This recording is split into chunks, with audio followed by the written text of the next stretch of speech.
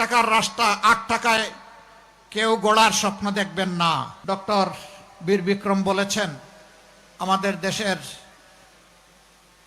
234 billion মার্কিন dollar বিদেশে পাচার হয়েছে, মানে 28 লক্ষ কোটি টাকা। আমরা কথা দিচ্ছি আল্লাহ তাআলা ইনসাফের সরকার গঠনের সুযোগ দিলে ওই সমস্ত লুটেরাদের পেটের ভিতর হাত ঢুকিয়ে সব বের করে আনা হবে এবং সেই অর্থ রাষ্ট্রীয় তহবিলে জমা হবে। ইনসাফের ভিত্তিতে সারা বাংলাদেশে তখন উন্নয়নে ব্যয় হবে ইনশাআল্লাহ। এখন আর 1 টাকার রাস্তা 8 টাকায় কেউ গড়ার স্বপ্ন দেখবেন না। আবার রাস্তা গড়েছে, সাথে সাথে টান দিলে একেবারে কার্পেটের মতো উঠে হাতের মধ্যে চলে আসে, সেই রাস্তা আর বাংলাদেশে বনবে না ইনশাআল্লাহ। জনগণের অর্থের পাই পাই হিসাব এই জনপ্রতিনিধিরা দিতে বাধ্য থাকবেন।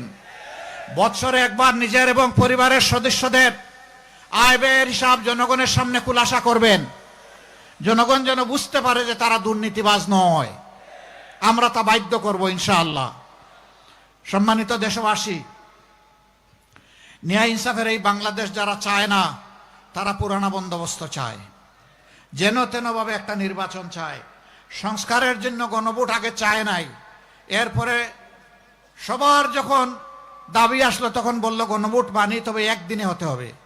আমরা বলেছিলাম যে আগে গণভোট হোক তারপরে সাধারণ নির্বাচন হোক, মানলো না। এখন গণভোট তাদের দাবি মেনে নিয়ে একদিনেই হলো, এখন বলে যে গণভোট আমরা মানি না, গণভোটের দরকার নাই।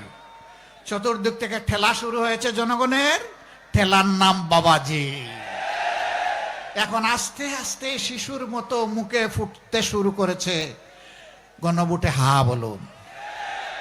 এই গণভোটে হা আমরা আগেই বলে দিয়েছি। গণভোটে কি বলবো? হা মানে আজাদি, না মানে আজাদি না গুলামি। ইনশাআল্লাহ 12 তারিখ প্রথম ভোট হা, সমস্ত জনগণকে সাথে নিয়ে। শিয়া বাটার ও ভিটামিনে সমৃদ্ধ লিলি বিউটি সোপ, তারুণ্যময় উজ্জ্বল ত্বকের জন্য। রিমার্ক। দ্বিতীয় ভোটটা ইনসাফ ভিত্তিক সরকার গঠনের জন্য। সেই ভোটটা হবে এখানে দাড়িপাল্লা, পাশে ছাতা, কোন জায়গায় ঘড়ি, কোন জায়গায় খেজুর গাছ, যেখানে 11 দলের যে মার্কা আছে, কোন জায়গায় এনসিপির শাপলা করি, যেখানে যেটা থাকবে ইনশাআল্লাহ সেখানে সেই মার্কার পক্ষে আমরা সারা জনগণকে সাথে নিয়ে দাঁড়ায় যাব। আমরা কথা দিচ্ছি, আমরা জামাতে ইসলামীর বিজয় চাই না। মন খারাপ করছেন? আমি সিনসিয়ারলি বলতেছি, আমরা জামাতে ইসলামীর বিজয় চাই না। আমরা চাই 18 কোটি মানুষের বিজয়। আমরা কোন দলের সরকার চাই না, আমরা চাই 18 কোটি জনগণের সরকার, যারা দেশের মালিক হবে না সেবক হবে ইনশাআল্লাহ। আমরা সেই সরকারটা কায়েম করতে চাই। আবারও বলি, যারা মাথা গরম করেছেন মেহরবানি করে ঠান্ডা করুন। ওই মাথা গরমে আমাদের কিছুই আসা যায় না। আপনাদের ওই সমস্ত পচা কথা শোনার আমাদের কোনো সময় নেই। আমরা জনগণকে নিয়ে এখন ব্যস্ত। আগামীর নয়া বাংলাদেশ গঠন করার জন্য আমরা এখন পাগলপাড়া। আমাদের পিছনের দিকে ডাইনে বামে তাকানোর কোনো সময় নাই রে ভাই। আমাদের শুধু সামনে চলা। এখন থেকে 12 তারিখ পর্যন্ত কঠিন পাহারা ইনশাআল্লাহ।